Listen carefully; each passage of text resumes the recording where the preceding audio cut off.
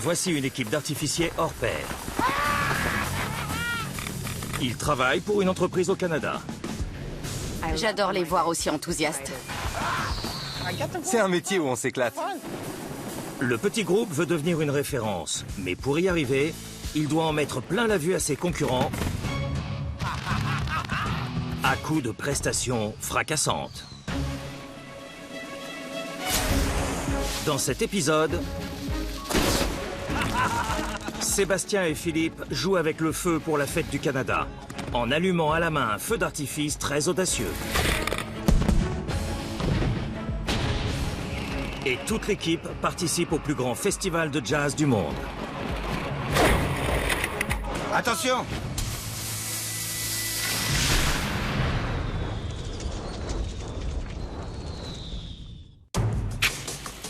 Attention! Reculez. C'est parti! Je suis le maître du feu. C'est la veille de la fête du Canada. Maud Furtado Feu. et son équipe font des tests sur le champ de tir.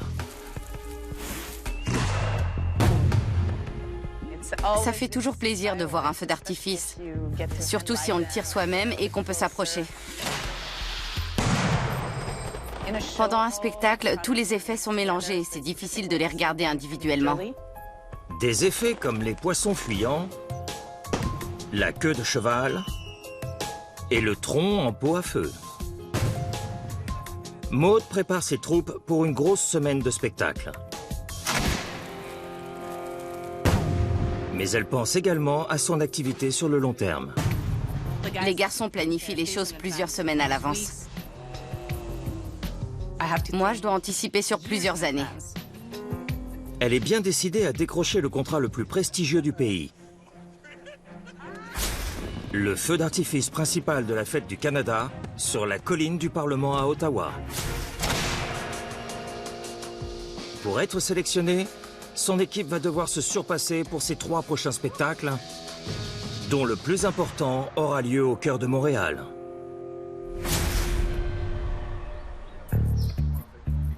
On a un très gros spectacle ce soir. Benoît Berthelet est un concepteur en résidence dans l'équipe. Claudine avec Julien. Mais cet après-midi, il fait surtout de la manutention. Attention!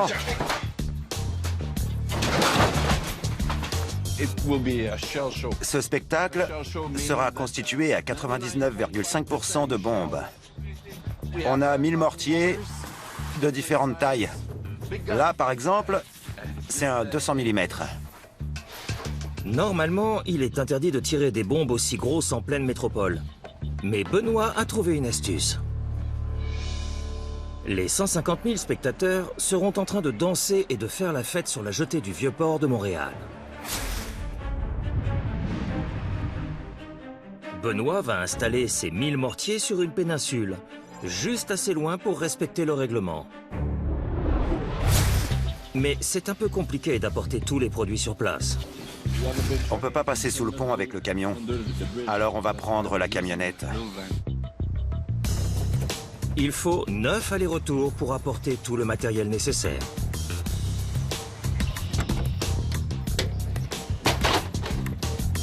C'est bon? Au suivant.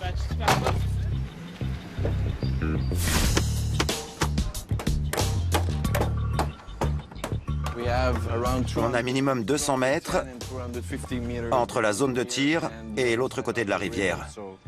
C'est suffisant pour sortir les gros canons. Mais il n'y a pas beaucoup d'espace pour les installer. On a réparti les mortiers en 3 groupes. Et le pont est de l'autre côté de cette colline. C'est pour ça qu'on va incliner les batteries de mortier. Benoît doit faire preuve d'une grande précision. La zone de retombée est très vaste. Il faut incliner les mortiers de manière à ce que les débris incandescents tombent juste à côté du public et du pont, et non pas dessus.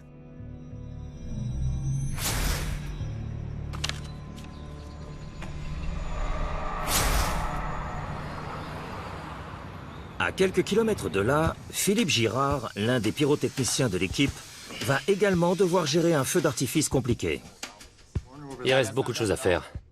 Et pour couronner le tout, il va inaugurer son propre restaurant cette semaine. Il nous reste 3 jours avant l'ouverture, il faut qu'on se dépêche. Philippe va devoir cumuler ses deux passions, qui sont toutes les deux des métiers à plein temps. J'aime prendre des risques, plutôt que d'avoir une vie ordinaire. Non, regarde de ce côté-là. Tu veux pas qu'on la mette dans l'autre sens? J'aime bien cet aspect un peu rouillé. On veut créer un resto qui nous ressemble, à l'état brut. On a fait les lampes nous-mêmes. D'ailleurs, c'est le même matériel que pour les feux d'artifice. Ce sont des tubes en fibre de verre de 200 mm qu'on a coupés et vernis. Et c'est comme ça qu'on allume nos clopes. Philippe considère ce nouveau travail comme une activité secondaire. Mes partenaires savent que les feux d'artifice seront toujours ma priorité. On va la sortir? Mais gérer la restauration et les spectacles en même temps risque d'être plus compliqué que prévu.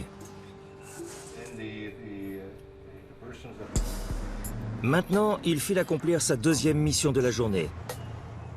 Il parcourt 40 km pour atteindre la ville de Deux-Montagnes, où il retrouve son collègue Sébastien.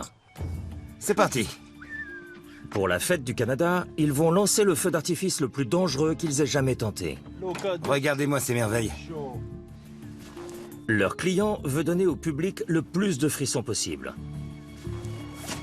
Phil et Seb vont donc allumer tous les artifices à la main. On va faire ça à l'ancienne. C'est plus sympa. On a plus d'adrénaline. Ça va être marrant. La technique consiste à se servir d'une lance d'allumage pour enflammer la mèche, qui va ensuite entraîner la réaction en chaîne du décollage et des explosions. Une fois que la mèche est allumée, il faut évidemment s'éloigner très rapidement.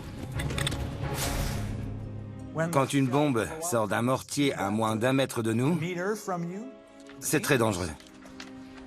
Mais si Philippe s'occupe toujours des prestations risquées, Faut pas que ça tombe. c'est parce qu'il aime ça. Ça va être cool. Ça nous arrive de jouer avec notre vie, et le bon déroulement du feu d'artifice repose entièrement sur nous. On a la pression, mais on se sent un peu comme les rois du monde. Numéro 23. C'est aussi un mortier métallique. Du 75 mm alors.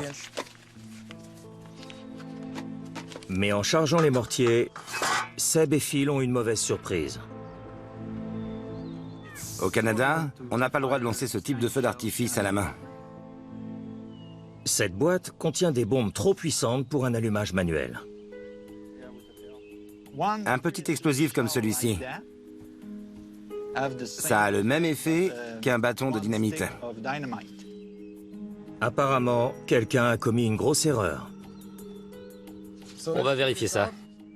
Il se trouve que le plan qu'on leur a donné a été conçu pour un allumage à distance avec une table de tir, et non pour une mise à feu manuelle. Les 2 premières lignes que je dois allumer sont placées côte à côte. C'est beaucoup trop dangereux.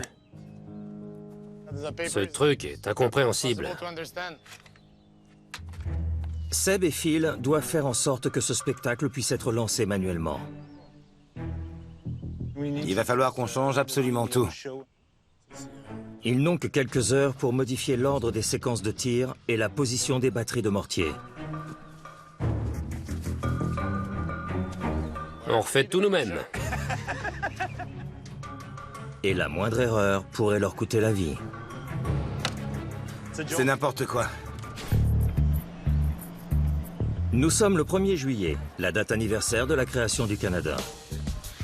Benoît Berthelet et son équipe de pyrotechniciens installent le plus gros feu d'artifice qu'ils aient jamais tiré sur une petite péninsule de Montréal.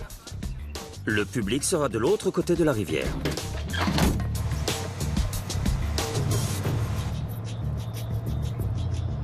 Benoît et son collègue Nick se dirigent vers la scène principale pour discuter avec la personne qui s'occupera de la musique du spectacle, un certain DJ Psychology. Benoît, je gère le feu d'artifice. La forme? Oui, le spectacle durera 7 minutes 10. 7 minutes 10. D'accord. Ils vont devoir synchroniser le lancement du feu d'artifice avec le début de la bonne musique. de part et d'autre de la rivière. Il faudra lancer le feu juste avant la chanson Pitbull. D'accord.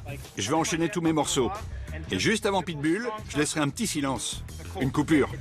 Ok. Tout le public sera bien chaud à ce moment-là. Je dirai quelques mots, j'improviserai un truc. Vous entendrez la musique?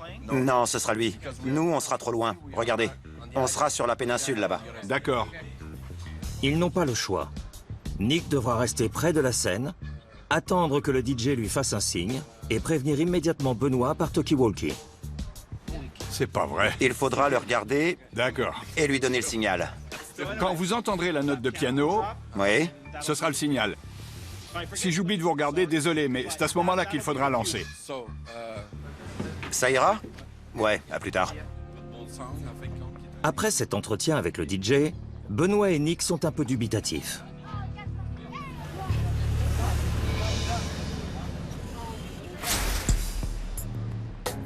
Dans la zone de tir, l'équipe a déjà chargé une bonne partie des bombes. Le module 6 est de ce côté. Les bombes devront partir comme ça. C'est une bombe de 250. Très gros calibre. On les sort pas souvent. Ces bombes sont si puissantes et montent si haut qu'il faut un permis spécial pour les utiliser. Entre 10 et 11 heures, les avions n'auront pas le droit de survoler cette zone. Je vais te donner la ligne pour que tu fasses les branchements. D'accord? Une fois qu'ils ont installé toutes les bombes dans les mortiers, les pyrotechniciens installent les inflammateurs électriques. Ils travaillent en silence. C'est la phase la plus dangereuse. Un simple frottement pourrait déclencher une explosion. Toute l'équipe est en état de tension permanente.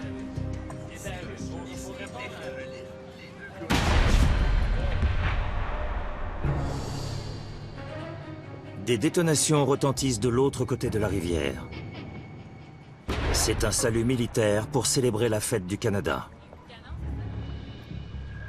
Notre mission ce matin, c'est de ne pas faire ce genre de bruit ici.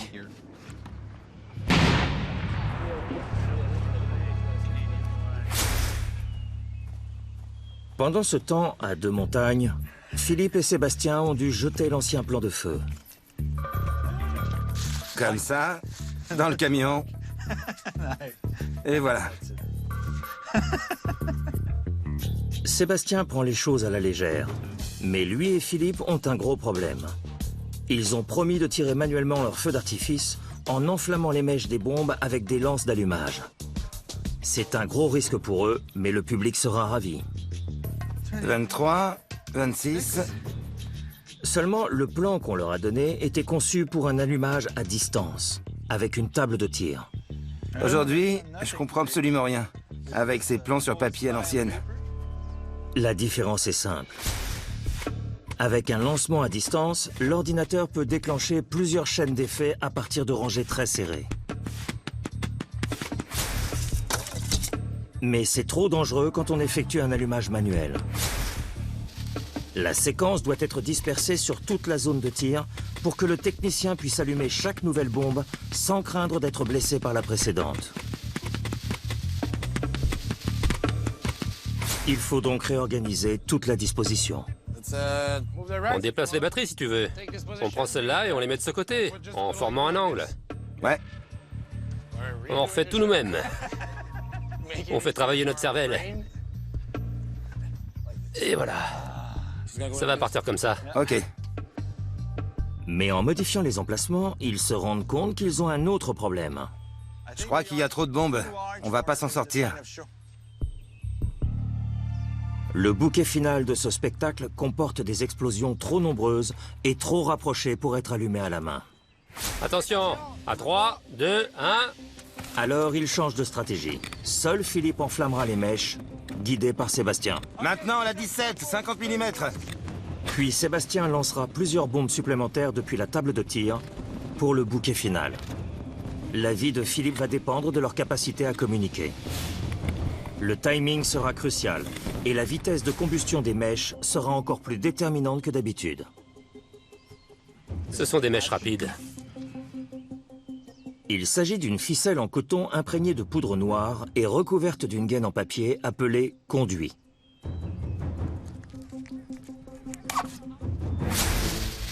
Sans cette gaine, c'est une mèche noire classique qui se consume à la vitesse plutôt réduite de 4 ou 5 cm par seconde.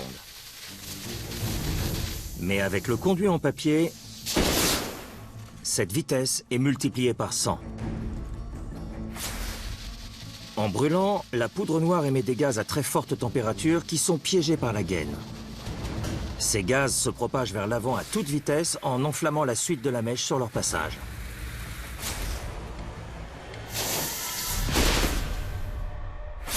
Avec une telle vitesse de combustion, Philippe n'aurait pas le temps de s'éloigner.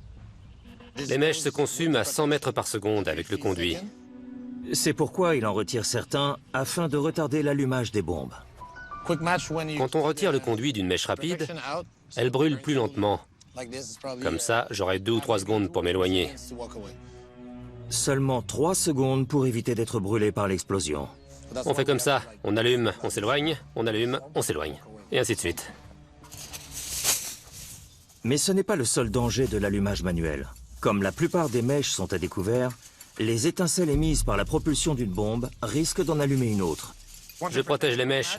Là, par exemple, si une bombe décolle ici et que les étincelles enflamment cette mèche avant que je le fasse, le spectacle va se terminer plus tôt que prévu.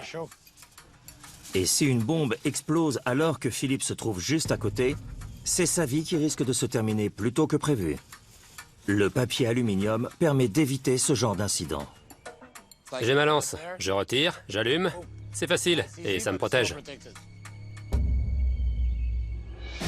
C'est l'heure de la répétition générale. Allez, c'est parti. Je peux le faire avec mon chapeau de cow-boy? Ouais. Utilise ton sabre, Luc.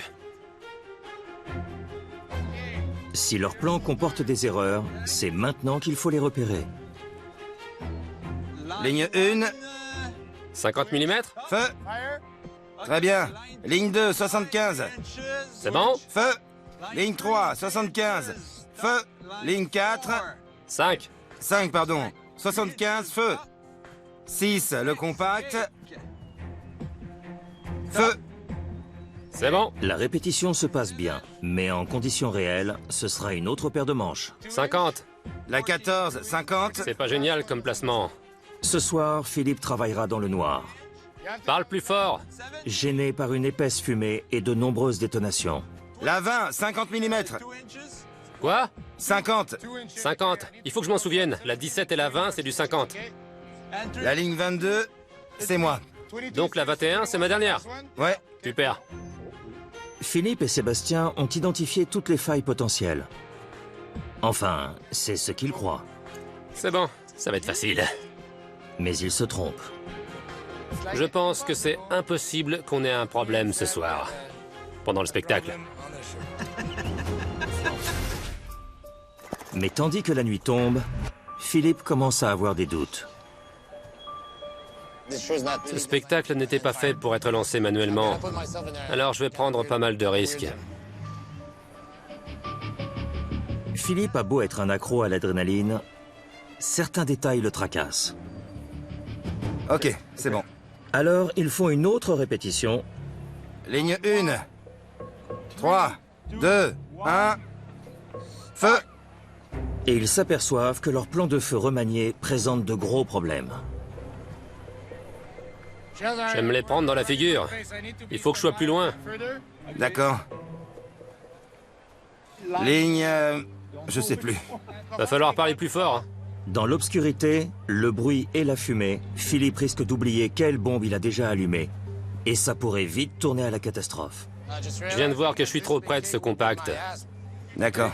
Un compact est une boîte contenant plusieurs effets, reliés entre eux de manière à exploser successivement. Une fois qu'on a allumé un compact, il ne faut plus s'en approcher pendant 30 secondes, voire 1 minute. Il s'inquiète pour sa sécurité et je le comprends. C'est tout à fait normal.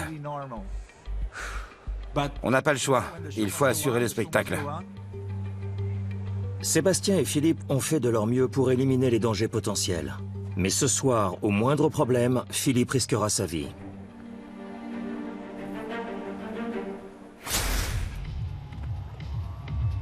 Pendant ce temps, à Montréal, DJ Psychology enchaîne ses morceaux et Benoît attend le signal. La prestation des artificiers doit être remarquable pour décrocher le plus gros contrat de la Fête du Canada l'année prochaine.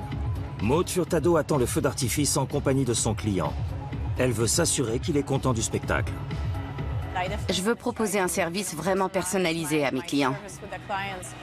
Alors j'ai besoin d'apprendre à les connaître pour savoir quelles sont leurs attentes. Et le client en question est très clair à ce sujet. J'espère bien qu'elle va nous en mettre plein la vue. Parce que c'est pour ça que je fais appel à son équipe. Mais le bon déroulement du spectacle ne dépend pas uniquement de Maude. Le DJ est censé mettre exactement 30 minutes de musique, puis lancer la chanson sur laquelle on a synchronisé notre prestation. Normalement, on doit lancer le feu d'artifice à 22h30. Mais il n'a pas l'air de... Le DJ joue les prolongations. Mais le régisseur explique à Maude que le spectacle devra se terminer à l'heure prévue. Il faut absolument qu'on démarre à 22h30. Le feu d'artifice doit commencer dans 2 minutes. Je vais vérifier que les techniciens sont prêts sur la zone de tir, parce qu'ils vont devoir lancer le premier effet. Il est 22h30. Benoît se prépare à activer la séquence. On va démarrer d'une minute à l'autre. Montréal, merci beaucoup. J'espère que ça vous a plu.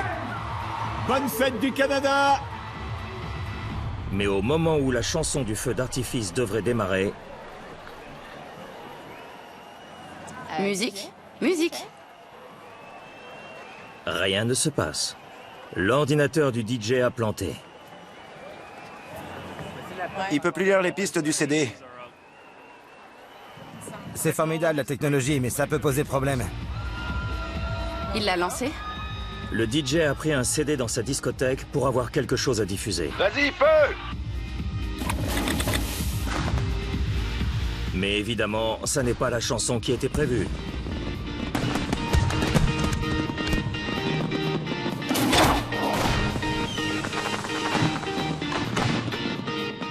C'était gênant. Je regardais le spectacle avec le client. Et je savais que c'était pas la bonne musique. J'avais l'impression de passer pour une idiote. Je crois qu'il a pas mis la chanson sur laquelle on s'était mis d'accord. Bien sûr, ça fonctionnait quand même. Mais ça aurait été beaucoup mieux avec la musique prévue. De l'autre côté de la rivière, Benoît n'entend pas la sono. Il ne sait pas qu'il y a eu un problème. C'était pas synchro, les effets ne fonctionnaient pas vraiment.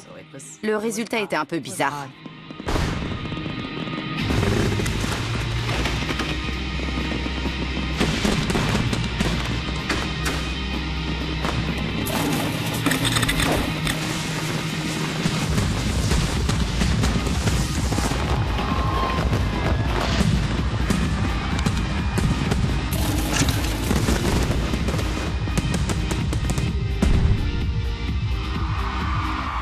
Maude essaie de faire bonne figure. C'était super. C'était pas la bonne musique, mais c'était vachement bien. Avec les feux d'artifice, c'est très important de faire bonne impression. J'espère que le client a compris que c'était pas de notre faute. C'est un coup dur pour l'équipe de Maude. Il contrôlait chaque détail du spectacle, sauf la musique. Et malheureusement, c'est cet élément qui leur a fait défaut.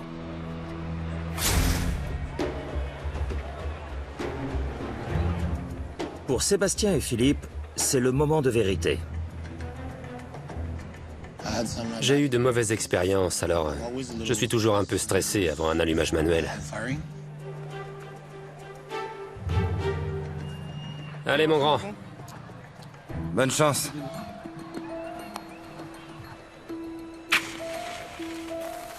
Ma lance déconne. Prépare-toi à en allumer une autre. Mets-en une dans ta poche.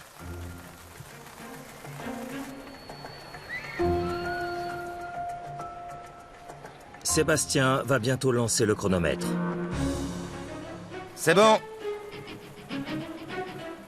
Attention, ligne 1. À 3, 2, 1... Feu!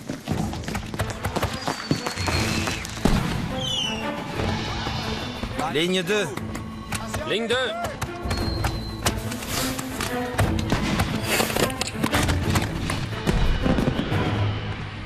Ligne 4.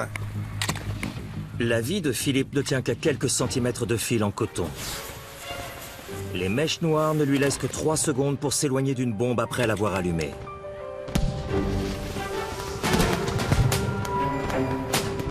Sébastien continue à lui donner les instructions. C'est la 7. Pas tout de suite, attends. Quoi? Ligne 9? On en est où? Ligne 9? Mais Philippe a du mal à l'entendre et à le voir. Seb! Hé, Seb! Ok, vas-y. À ce stade, le moindre malentendu peut avoir des conséquences dramatiques. Le compact. Je t'entends pas! Hé! J'allume le compact? Vas-y, vas-y.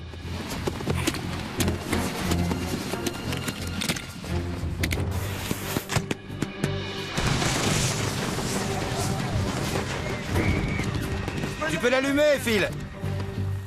Ils ont rapproché les batteries de mortier les unes des autres pour que Philippe puisse allumer les différentes mèches à temps. Mais dans cette configuration, il reçoit beaucoup de débris incandescents sur la tête.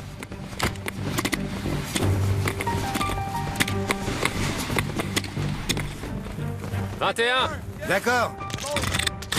Pour la dernière partie du feu d'artifice, Sébastien va aider son collègue en déclenchant certains allumages depuis sa table de tir.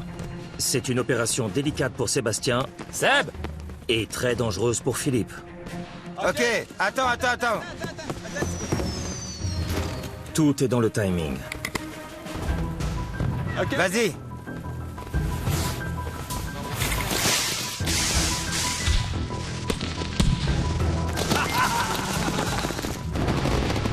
Tiens-toi prêt pour un simultané après! Ok.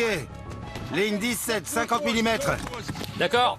Philippe se baisse pour allumer les mèches et Sébastien attend qu'il se soit éloigné. Bien joué! J'allume le compact? Ok, vas-y.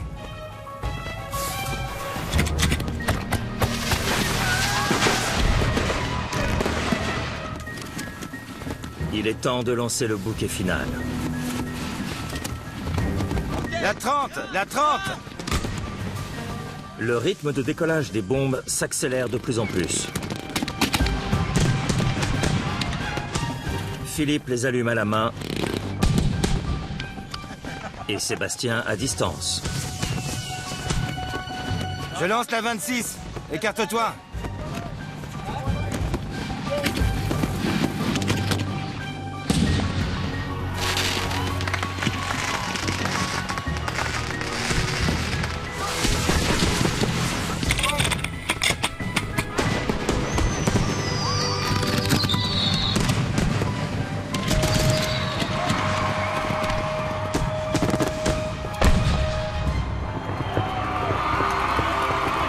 C'est bon!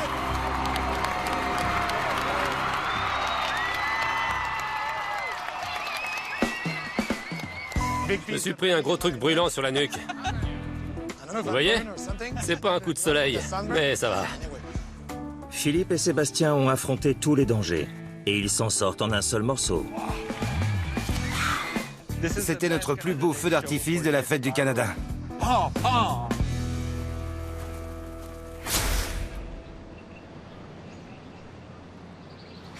Aujourd'hui, Philippe quitte les fusées pour s'occuper des fourneaux.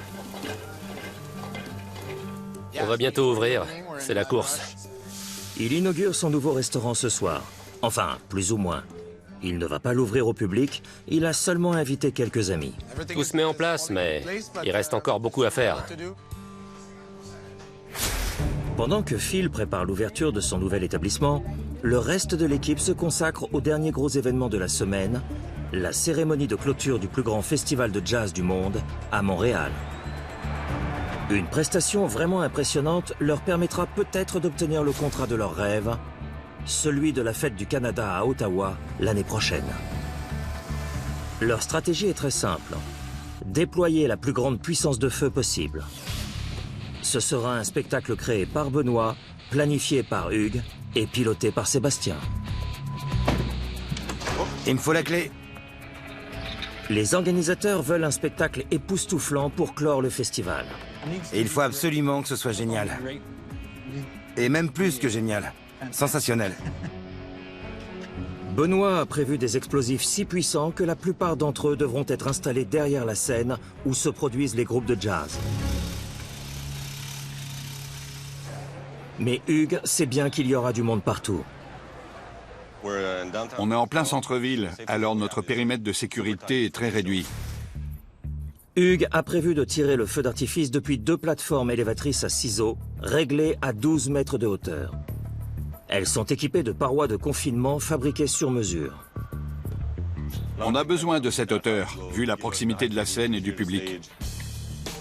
Hugues et Charles Dallaire préparent les plateformes sur un parking à proximité de la scène. Ce sont des mines de 75 cm. Ces 2 cartons sont pour la ligne 4. D'accord. On ne l'entend pas beaucoup parler. Je crois qu'il se concentre.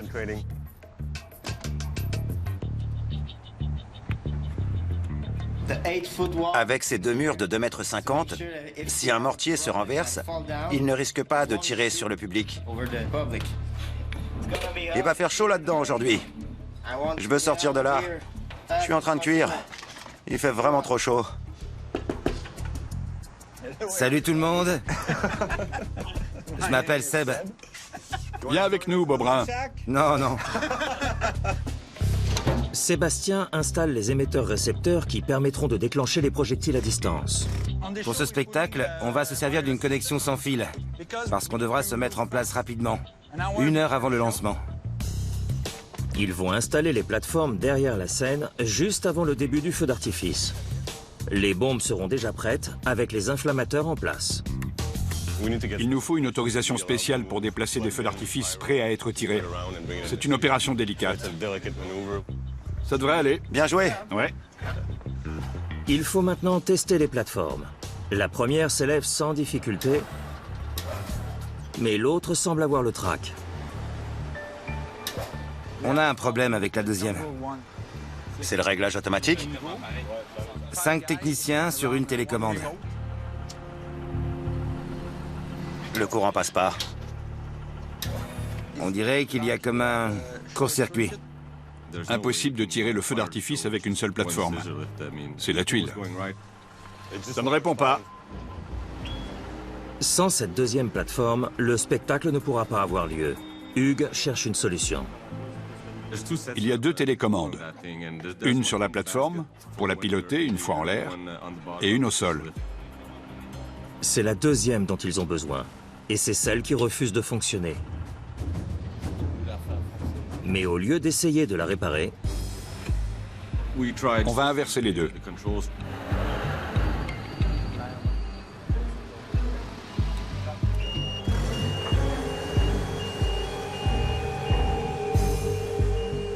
l'astuce de Hugues porte ses fruits.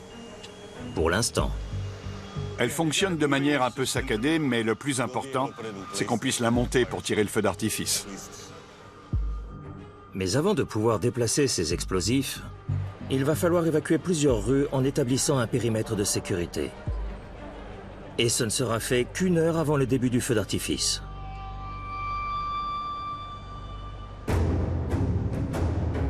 La nuit tombe. Des centaines de milliers de personnes envahissent le centre-ville, parmi lesquelles 150 000 viennent pour le concert de clôture.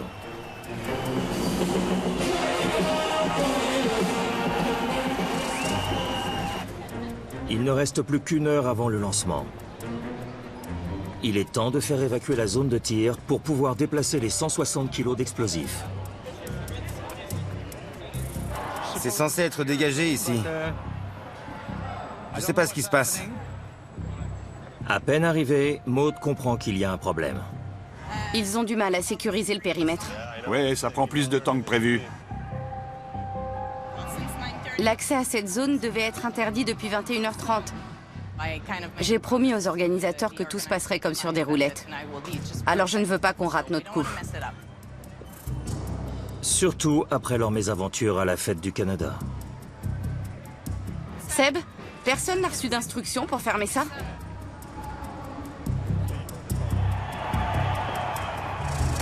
Sébastien doit contacter le chef de la sécurité. Vous avez pas eu un appel pour fermer le périmètre? J'en ai aucune idée. Cette zone devait être fermée à 21h30. Vous ne pouvez pas sortir par ici, on doit installer le feu d'artifice. Sébastien doit démarrer le spectacle dans une demi-heure. Et les plateformes sont encore sur le parking. Faut qu'on y aille, là. Il n'y aura pas de feu d'artifice si tout le monde passe par ici. Les artificiers n'ont pas le choix. Ils décident de prendre les choses en main.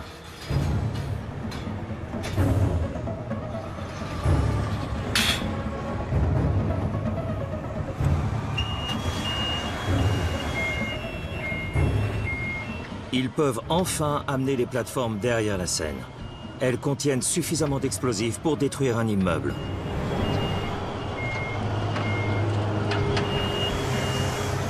C'est bon? Ça y est. Les stabilisateurs sont sortis. Elle est sécurisée. Prêt? 1, 2, 3. Pour finir, les techniciens apportent une dernière plateforme, qui restera au sol. Elle est recouverte de compacts et de mortiers métalliques très épais qui contiennent des explosifs particulièrement assourdissants. Ça produit une détonation extrêmement forte. Ce sera pour le bouquet final. Tout le monde devra s'éloigner des mortiers. Ils peuvent endommager les oreilles à vie.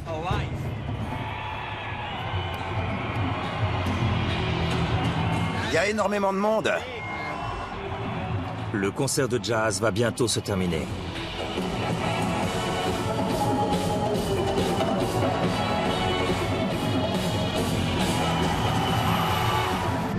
« 10 minutes.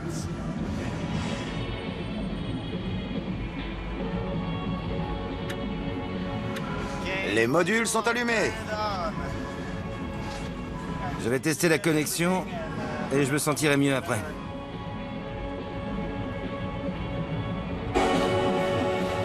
C'est la dernière chanson.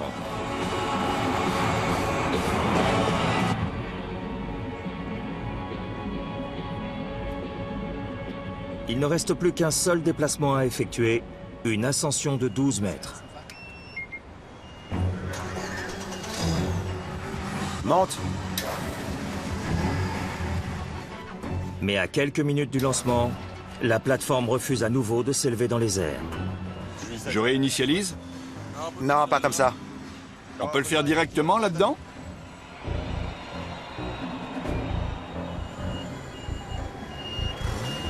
Allez-y. C'est bon, ça monte. Soudain, la télécommande fonctionne à nouveau. Hugues en profite pour activer la plateforme, qui s'élève lentement jusqu'à sa position finale, juste à temps. C'est bon? Les feux d'artifice sont maintenant bien au-dessus de la foule, prêts à être lancés. Dès que le groupe de jazz terminera sa chanson, Sébastien déchaînera toute la puissance de ses effets pyrotechniques. On se tient prêt.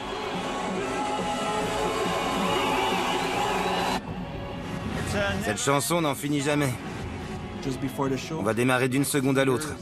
J'ai le doigt sur le bouton et je ressens toute la pression sur mes épaules. Faisons péter tout ça!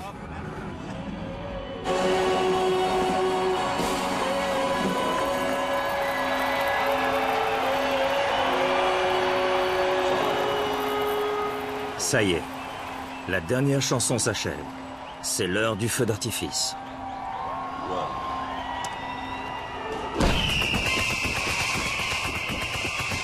Ça démarre très fort. Une centaine de comètes aveuglantes sont tirées en seulement 4 secondes.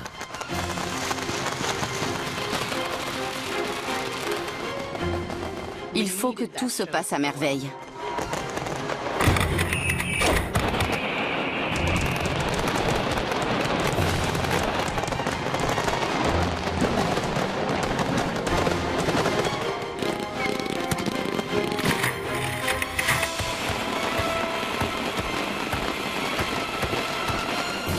Jusqu'ici, tout va bien.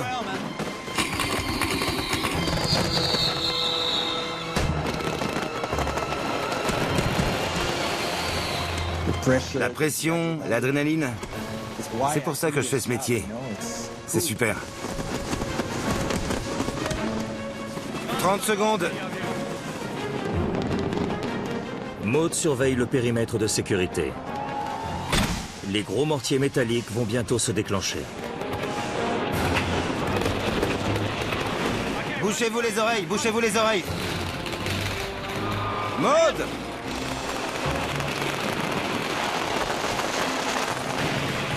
Attention!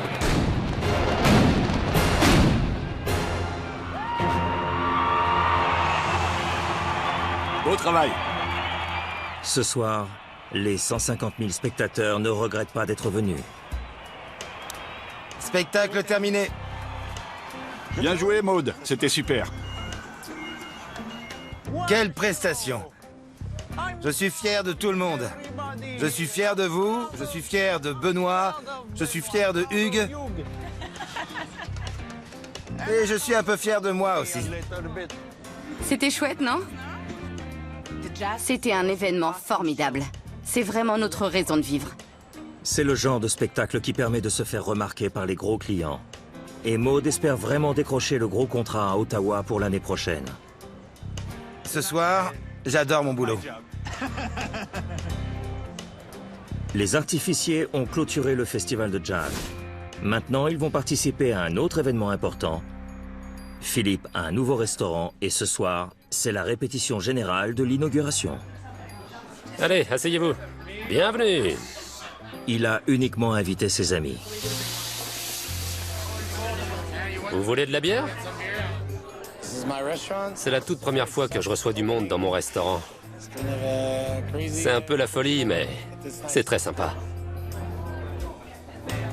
Je vais prendre la salade de tomates. D'accord? Et on va prendre un carpaccio à 2. Un carpaccio. Je suis pyrotechnicien et travailleur indépendant, alors j'ai pas une vie bien rangée. Je tente ma chance, je concrétise des projets, et voilà ce que ça donne. Les artificiers adorent les prises de risques et les décharges d'adrénaline. Mais malgré tous les obstacles, les membres de cette fine équipe seront toujours là pour se soutenir les uns les autres.